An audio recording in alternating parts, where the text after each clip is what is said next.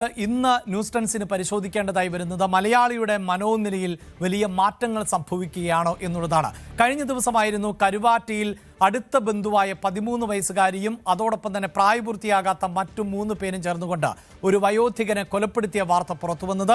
അതേ ദിവസം തന്നെയായിരുന്നു ഭാര്യയുടെ കിടപ്പറയിലെ ദൃശ്യങ്ങൾ ഭർത്താവ് അശ്ലീല സൈറ്റുകളിൽ വിറ്റു എന്ന വിവരവും പുറത്തുവരുന്നത്.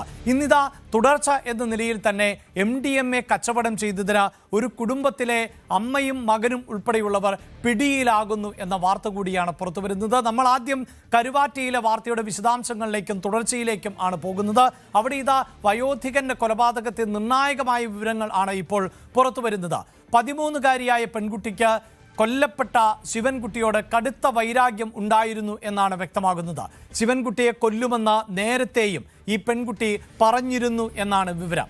ആൺ സുഹൃത്തിനോടാണ് കൊല്ലുന്നില്ല എങ്കിൽ താൻ ഈ കൊലപാതകം നടത്തും എന്ന് പെൺകുട്ടി മൊഴി നൽകിയത്. കൊലപാതകത്തിന് ദിവസങ്ങൾക്ക് മുമ്പും പെൺകുട്ടിയും ശിവൻകുട്ടിയുമായി വഴക്കുകൾ ഉണ്ടായി എന്നതാണ് വിവരം. കൊല്ലപ്പെട്ടയാളിൽ നിന്ന് മോശം അനുഭവം ഉണ്ടായി എന്ന് ഈ പെൺകുട്ടി മൊഴി നൽകിയിട്ടുണ്ടെങ്കിലും അത് പോലീസ് ഏറെ ഗൗരവത്തോടെ പരിശോധിക്കുന്നുണ്ട്. എന്നാൽ അതാണോ യഥാർത്ഥ കൊലപാതകത്തിലേക്ക് നയിച്ചത് എന്നതിൽ അടക്കം ആണ് വ്യക്തത വരേണ്ടത്. ഇപ്പോൾ വാർത്തയുടെ വിശദാംശങ്ങളുമായി ശരണ്യ സ്നേഹജൻ ആണ് ചേരുന്നത്.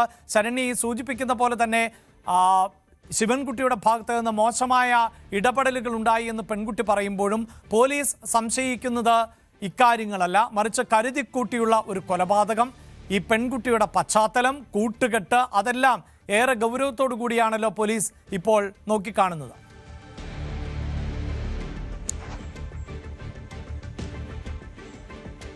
അഭിലാഷ്, ഒരുപാട് കാര്യങ്ങൾ ചിന്തിക്കേണ്ട ഒരു കേസാണിത്. കാരണം നമുക്കറിയാം, കേരളത്തെ ആകെ ഞെട്ടിച്ചുകൊണ്ടാണ് 13-കാരിയായ ഒരു വിദ്യാർത്ഥിനിയുടെ നേതൃത്വത്തിൽ കൗമാരക്കാരായ 3 ചെറുപ്പക്കാർ ചേർന്ന് ഒരാളെ കൊലപ്പെടുത്തിയത്. ഈ കേസിലെ ഏറ്റവും പ്രധാനപ്പെട്ട കാര്യമെന്ന് പറയുന്നത് ഈ കേസിന്റെ മുഴുവൻ ആസൂത്രണവും, അതായത് ഈ കൊലപാതകത്തിന്റെ മുഴുവൻ ആസൂത്രണവും നടത്തിയത് ഈ 13-കാരിയായ പെൺകുട്ടിയാണ് എന്നുള്ളതാണ്. അതായത് വീടിന്റെ അലമാരയുടെ ലോക്കറുകൾ തുറന്നു വെക്കുന്നു, ഒപ്പം തന്നെ ഈ വീടിന്റെ മുളകുപൊടി കാണുന്ന രീതിയിൽ, അതായത് സ്പൈഡർ എന്നുള്ളൊരു സിനിമയെ ആസ്പദമാക്കിയാണ് അത് കണ്ട് ആ രീതിയിലാണ് ഇവർ ഇത്തരത്തിൽ ഒരു ഈ കൊലപാതകത്തിന് വേണ്ടിയുള്ള പശ്ചാത്തലം ഒരുക്കിയത് എന്നുള്ളതാണ് വളരെ പ്രധാനപ്പെട്ടത്. അങ്ങനെ ഒരു സിനിമകളിൽ നിന്നൊക്കെയുള്ള പ്രചോദനങ്ങൾ ഉൾക്കൊള്ളുന്നു, അതിനനുസരിച്ചൊരു പ്ലാനിങ് നടത്തുന്നു, അത് ആൺ സുഹൃത്തുക്കളോടുമായി പങ്കുവയ്ക്കുന്നു. അവർ നിർബന്ധിതമായി, അതായത് താൻ ഇത്തരത്തിൽ ഇപ്പോൾ ഇതിൽ കിട്ടിയിരിക്കുന്ന ഒരു ഏറ്റവും പ്രധാനപ്പെട്ട ഒരു മൊഴി എന്ന് പറയുന്നത് ഇതിനു മുമ്പും മുത്തശ്ശനെ കൊലപ്പെടുത്തുമെന്നുള്ള കാര്യം നേരത്തെ തന്നെ ഈ പെൺകുട്ടി പറഞ്ഞിരുന്നതായുള്ള മൊഴി, മറ്റു സുഹൃത്തുക്കളോട് പറഞ്ഞിരുന്നതായുള്ള മൊഴി ലഭ്യമായിട്ടുണ്ട്.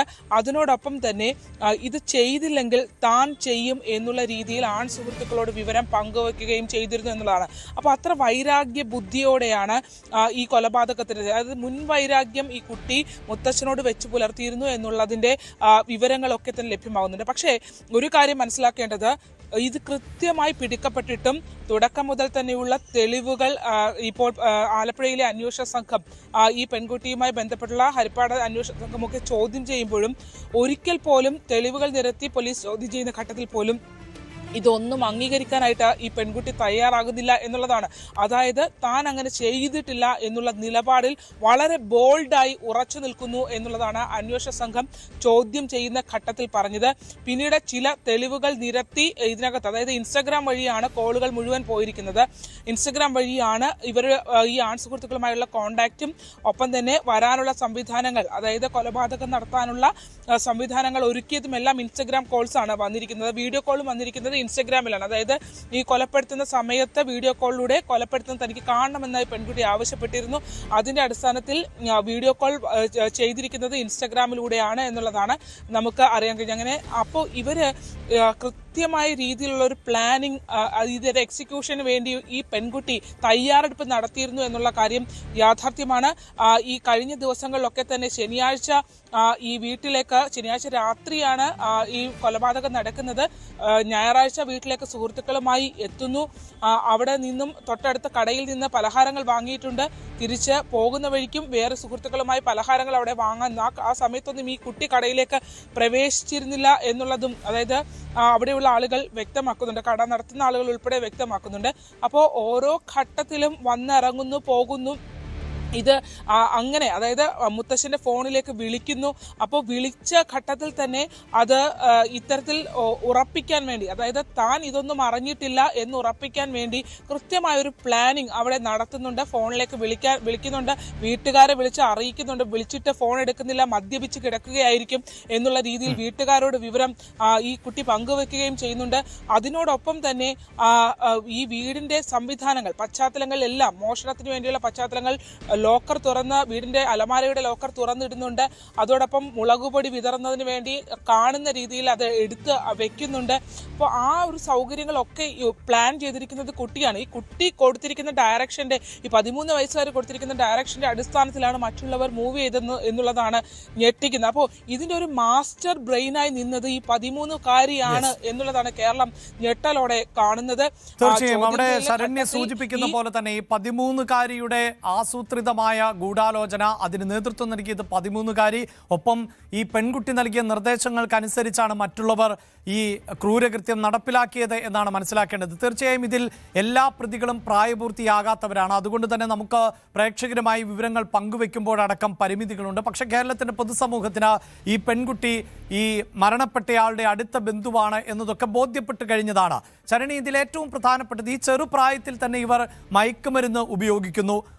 ഇത്തരത്തിൽ ഒരു കൊലപാതകം ആസൂത്രണം ചെയ്യാൻ പറ്റുന്ന തരത്തിലേക്ക് അവർ വിഷയങ്ങൾ ചർച്ച ചെയ്യുന്നു. എങ്ങനെ കൊലപാതകം നടത്തണമെന്ന് ആസൂത്രണം ചെയ്യുന്നു. അതിനുശേഷം ഇപ്പോൾ പറയുന്നത് പെൺകുട്ടിക്ക് മൊബൈൽ വാങ്ങുന്നതിന്, മറ്റ് ആൺ സുഹൃത്തിന് ഇരുചക്ര വാഹനം വാങ്ങുന്നതിന് അങ്ങനെ നടത്തിയ മോഷണം എന്നൊക്കെയാണ്. ഈ കുറ്റകൃത്യം വീഡിയോ കോളിലൂടെ കാണുന്ന സാഹചര്യം പോലും ഉണ്ടായി എന്നതാണല്ലോ വിവരങ്ങൾ. ഇതൊന്നും നമുക്ക് സ്ഥിരീകരിക്കാൻ പറ്റുന്നവയല്ല. എങ്കിൽ പോലും ഈ ഒരു പശ്ചാത്തലം, പെൺകുട്ടിയുടെ സൗഹൃദങ്ങൾ, അതിനെയൊക്കെ ഈ മരണപ്പെട്ട ശിവൻകുട്ടി എതിർത്തിരുന്നു എന്ന തരത്തിലുള്ള വിവരങ്ങളാണ് ഇപ്പോൾ പുറത്തു വന്നുകൊണ്ടിരിക്കുന്നത്.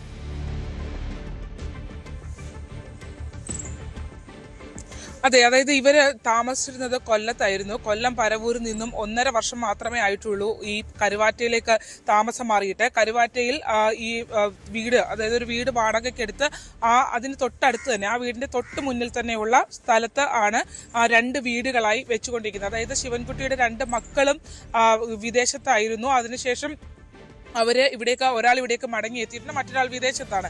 അപ്പോൾ ആ വീട് നിർമ്മാണവുമായി ബന്ധപ്പെട്ടാണ് കഴിഞ്ഞ 6 മാസമായി മുത്തശ്ശൻ ഇവിടേക്ക് എത്തിയിട്ടുള്ളത് എന്നുള്ളതാണ്. അപ്പോൾ ആ ഒരു സമയത്ത് അത്തരത്തിൽ ശിവൻകുട്ടി എത്തിയത് ഈ കുട്ടിയുടെ ഒരു സ്വാതന്ത്ര്യത്തെ കൃത്യമായി ബാധിച്ചിട്ടുണ്ട് എന്നുള്ളതാണ്. അതായത് ഈ കുട്ടി പലപ്പോഴും പല ഘട്ടങ്ങളിലും പലതരത്തിലുള്ള സൗഹൃദങ്ങളിൽ അകപ്പെട്ടിട്ടുണ്ട്. ലഹരി ഉപയോഗമുണ്ട് എന്നുള്ളത് വീട്ടുകാർക്കുൾപ്പെടെ അറിയാം എന്നുള്ളതാണ്. അതായത് ലഹരി ഉപയോഗിക്കാറുണ്ട് എന്നുള്ളത് കുട്ടി ചോദ്യം ചെയ്യലിൽ പോലീസിനോട് സമ്മതിച്ചു. അതോടൊപ്പം തന്നെ ഈ വന്നിരിക്കുന്ന ആൺസുഹൃത്തിന്റെ സുഹൃത്തുക്കളും സിന്തറ്റിക് ഡ്രഗ്സ് ഉപയോഗിക്കുന്നവരാണ് എന്നുള്ളത് അവരും പോലീസിനോട് സ്ഥിരീകരിച്ചിട്ടുണ്ട്. അപ്പോൾ ഈ നിലവിലത്തെ സഞ്ചാരവും വരവും പോക്കും ഒക്കെ ഈ ഇദ്ദേഹവുമായി വഴക്കുണ്ടാക്കുന്നതിന് ഇടയാക്കിയിട്ടുണ്ട് എന്നുള്ള വിവരം നമുക്ക് ലഭ്യമാകുന്നുണ്ട്. പക്ഷെ കുട്ടി അതിനകത്ത് ബാഡ് ടച്ച് മുത്തശ്ശൻ ചെയ്തു എന്നുള്ള രീതിയിൽ ഒരു മൊഴി പോലീസിന് കൊടുത്തിട്ടുണ്ട്. പക്ഷേ അതും പോലീസ് വിശ്വാസത്തിലെടുത്തിട്ടില്ല. കാരണം ഈ പ്രതികൾ പല രീതിയിലുള്ള മൊഴികളാണ് നൽകിക്കൊണ്ടിരിക്കുന്നത്. അപ്പോൾ അതിന് ആ വിഷയത്തെ എത്രമാത്രം, അതായത് ഈ നിലവിലുള്ള കുറ്റകൃത്യങ്ങളിൽ നിന്ന് രക്ഷപ്പെടാൻ വേണ്ടി ഇത് പറഞ്ഞിട്ടുള്ളതാണോ എന്നുള്ള ചോദ്യങ്ങൾ ഉൾപ്പെടെ അതിനകത്ത് ഉയരുന്നുണ്ട്. എന്തായാലും ആ വശവും പരിശോധിക്കുന്നുണ്ട് എന്നുള്ളത് ഇന്നലെ ജില്ലാ പോലീസ് മേധാവി വിഷ്ണു പ്രദീപിന്റെ നേതൃത്വത്തിൽ സംഘം നമ്മളെ അറിയിച്ചിട്ടുണ്ട്. പക്ഷേ അതിനുമൊപ്പം അപ്പുറത്തേക്ക് ഒരു ക്രിമിനൽ വാസനയോടുകൂടി കാര്യങ്ങൾ വളരെ കൃത്യമായി അവർ പ്ലാൻ ചെയ്തു എന്നുള്ളതാണ്. അത് ഇപ്പോൾ തുടങ്ങിയ പ്ലാനിംഗ് അല്ല, നേരത്തെ തന്നെ തുടങ്ങിയ പ്ലാനിംഗ് ആണ് എന്നുള്ളതാണ് അറിയാൻ കഴിഞ്ഞിട്ടുള്ളത്. അതായത് ഈ കൊല്ലം പരവൂരിൽ നിന്നും ഈ 3 കൗമാരക്കാരായ കുട്ടികൾ അവരെ ട്രെയിൻ മുഖാന്തരമാണ് കരുവാറ്റയിലേക്ക് എത്തുന്നത്. അവിടുന്ന് ഓട്ടോ റിക്ഷ എടുത്ത് ആണ് ഈ സ്ഥലത്തേക്ക് എത്തുന്നത്.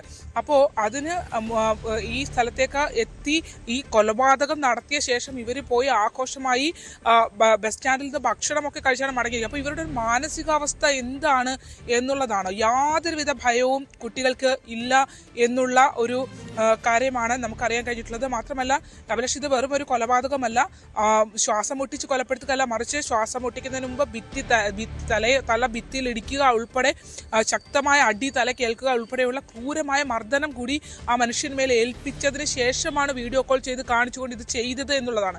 അപ്പോൾ ഈ പോലീസ് ഇപ്പോൾ തീരുമാനിച്ചിരിക്കുന്നത് എന്ന് പറയുന്നത് ഈ 17-16 വയസ്സുള്ള കുട്ടികളെ, നമുക്കറിയാം ഡൽഹി ക്രൈമിൽ അടക്കം ഏറ്റവും ക്രൂരമായ കാര്യങ്ങൾ ചെയ്തത് അന്ന് ഈ പ്രായപൂർത്തിയാകാത്ത 17-കാരനായിരുന്നു എന്നുള്ളതാണ്. അപ്പോൾ ആ ഒരു കേസ് ഉൾപ്പെടെ പരിഗണിച്ച് അന്നത്തെ കാര്യത്തിൽ ഇത്തരത്തിലുള്ള കുറ്റവാസന കാണിക്കുന്നവരെ അഡോളസെന്റ് ഏജിലുള്ള ആളുകൾ അഡൽട്ടായി തന്നെ കണക്കിലെടുത്ത് ആ ഒരു രീതിയിൽ അത് പരിഗണിച്ച് അതിന്റെ ട്രയൽ മുന്നോട്ട് കൊണ്ടുപോകണം എന്നുള്ളൊരു ആവശ്യം കൂടി ജില്ലാ പോലീസിന്റെ ഭാഗത്തു നിന്നുണ്ടാവും. കാരണം ഇവർ ചെയ്തിരിക്കുന്ന കാര്യങ്ങൾ എന്ന് പറയുന്നത് നിസ്സാരമല്ല, അതിക്രൂരമായിരുന്നു ഇവർ ചെയ്ത കാര്യങ്ങൾ ലെവലേശം പോലും കുറ്റബോധം ഇവർക്ക് ആർക്കും ഇല്ല എന്നുള്ളതാണ്. അപ്പോൾ അത് മറ്റൊരു തലത്തിൽ പരിശോധിക്കേണ്ടതാണ്. ഇവർക്ക് കൗൺസിലിംഗ് ഉൾപ്പെടെയുള്ള കാര്യങ്ങളൊക്കെ കൊടുക്കുന്നുണ്ട്.